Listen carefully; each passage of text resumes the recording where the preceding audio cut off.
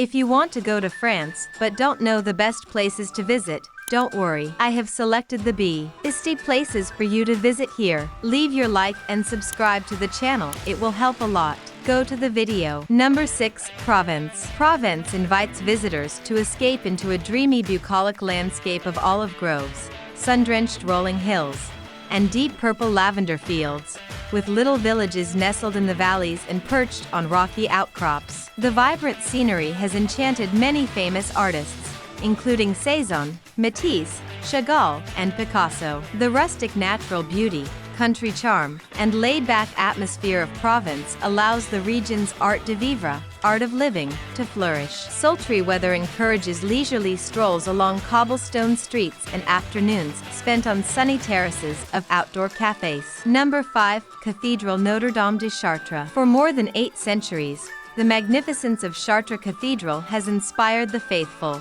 and some say this sublime sanctuary has restored belief in the doubtful. The UNESCO-listed cathedral exemplifies the glory of medieval Gothic architecture. The Chartres Cathedral is renowned for its marvelous stained glass windows, most dating to the 12th and 13th centuries. Covering 2,500 square meters, the brilliant stained glass windows allow colorful light to filter into the vast nave, creating an ethereal effect. The intricately detailed windows reveal the incredible craftsmanship in depicting biblical stories. Number 4. Mont SaintMichel. Rising dramatically from a rocky islet off the Normandy coast, the UNESCO-listed Mont SaintMichel is one of France's most striking landmarks. This pyramid of the seas is a mystical sight, perched 80 meters above the bay and surrounded by imposing defensive walls and bastions. The main tourist attraction, the Abbaye du Mont SaintMichel, is a marvel of medieval architecture with soaring Gothic spires. Visitors are awed by the serene beauty of the Abbey Church,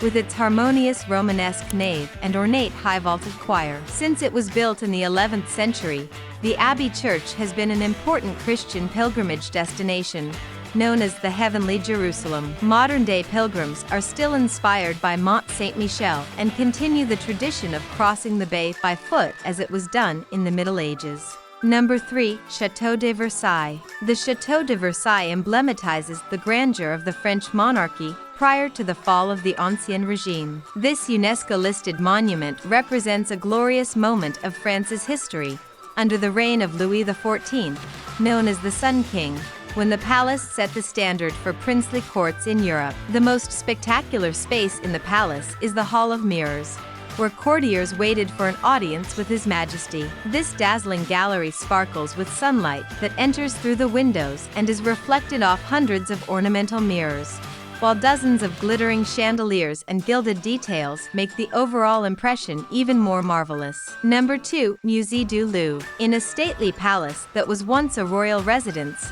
the Louvre Museum ranks among the top European collections of fine arts. Many of Western civilization's most famous works are found here, including the Mona Lisa by Leonardo da Vinci, the Wedding Feast at Cana by Veronese, and the 1st century BC Venus de Milo sculpture. The collection owes its wealth to the contributions of various kings who lived in the Louvre. Other pieces were added as a result of France's treaties with the Vatican and the Republic of Venice, and from the spoils of Napoleon I. The Louvre displays around 35,000 artworks, including countless masterpieces. It's impossible to see it all in a day, or even in a week. Take a private guided tour or focus on a short list of key artworks for the most rewarding experience. Number 1. Eiffel Tower. The symbol of Paris, the Eiffel Tower is a feat of ingenuity as much as it is a famous landmark. This structure of 8,000 metallic parts was designed by Gustave Eiffel as a temporary exhibit for the World Fair of 1889. Originally loathed by critics,